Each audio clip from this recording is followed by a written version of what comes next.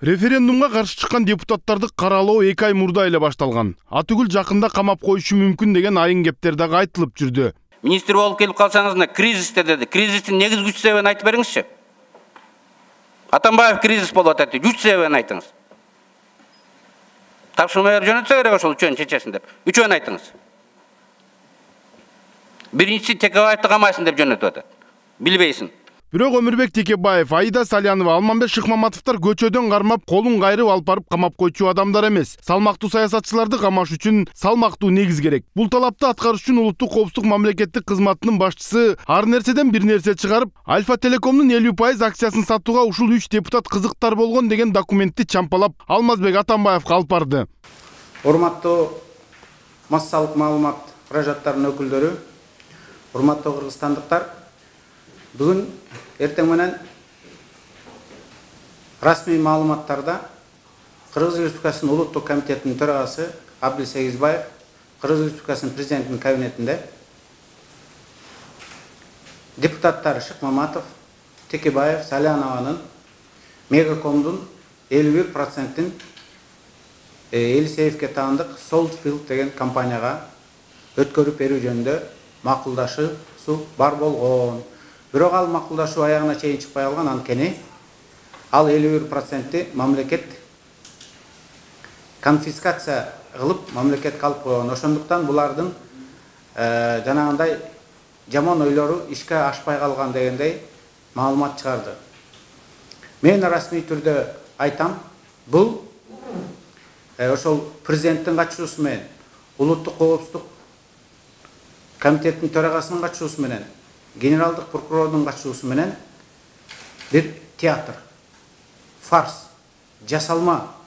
Жанагынтип президентке алып келип, кагазды көрсөтүп, фотограф артынан туруп алып, аны сүрөткө тартып, аны интернет сайттарынан, расмий булактардан чыгарып, Керелдин кечке бүгүн телевизорлордон көрсөтүп, түпкү максаты элге жалган маалыматты таратуу, элди жалган маалыматка сугаруу, жана ушул 3 саясатчынын кандайдыр бир жолдор менен жаман көрсөтүү жана бүгүнкү күндө жана алдыда боло турган репрессиялык иштерге элдин пикирин даярдоо. Эл баш айланып түшүнбөй калсын дегениби, бул жерде татаал система ойлонуп табылган. Түштүк Американын Белиз деген өлкөсүндө бир компания Өмүрбек Текебаев, Алмамбет Шыкмаматов, Аида Саляновалар Максим Бакиевке тийиштүү Саутфилд офшордук компанияга Альфа Телекомдун 50% акциясын $50 миллион сатууга көмөктөшкөнү айтылат. Эгер бул нерсе ишке ашса, эл өкүлдөрү 22 жана 8%дан акцияга ээ болушмак экен дешет. Ушундай окуя чын эле болсун дейли да. Мындай. Представим ситуацию. Анда 51%-ин Елисеевке таандык болгон Солтфилд деген компания алып бериш үчүн Текебаев, Салянова, Шыкмаматов кандайдыр бир убадаларды бериш керек эле жана аткарыш керек эле да. Текебаев парламенттен чыгып айтыш керек эле Солтфилдти Елисеевке берели деп. Салянова генеральный прокурор болуп туруп кандайдыр бир иштерди жасаш керек эле. Шыкмаматов юстиция министри болуп туруп кандай иштерди жасаш керек эле да. В пользу Елисеева.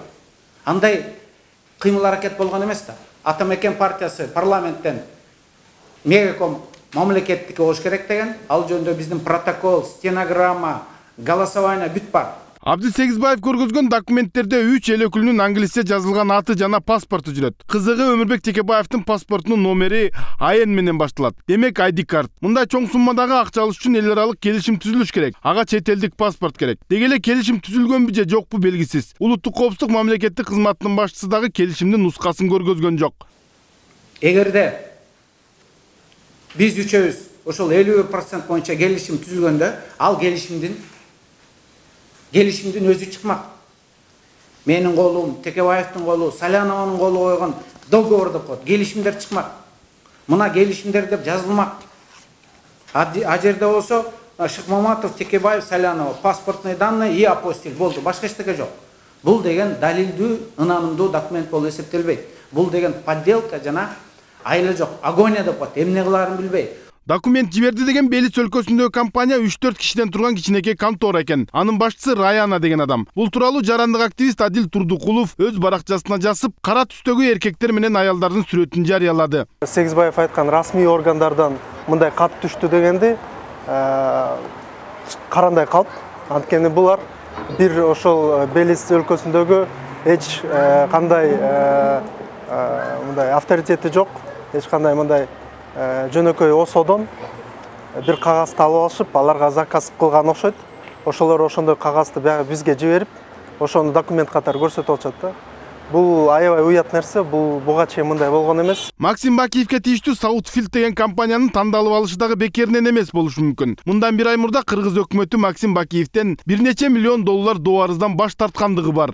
Ушул мага чынын айтканда ушул президентти дагы жалко.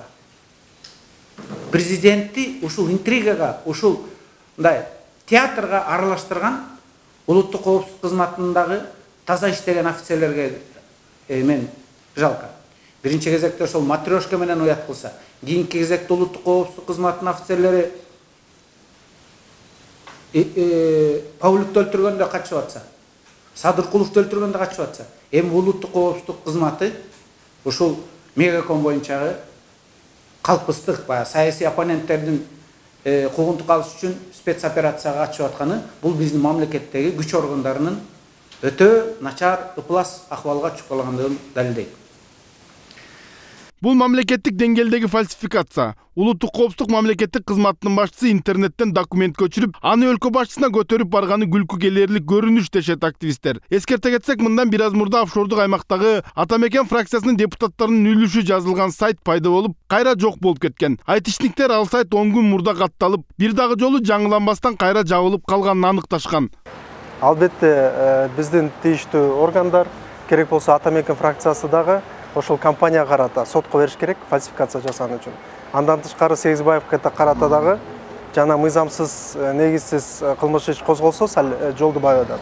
Анда ага карата дагы чаралар көрүлсүн деген талаптар болуш керек деп ойдом. Бирок бул документтер жалган экенине карабай, бийлик өзүнө тийиштүү массалык маалымат каражаттары аркылуу 24 саат бою көргөзө баштайт. Бул референдум алдында ага каршы чыккандардан арылуу жана элди башка нерсе менен алаксытуу максатында болуп жатканы билинип калды, дейт Алманбек Шыкмаматов. Болот Абдыжапаров, Ринат Телеманов, Сентябрь.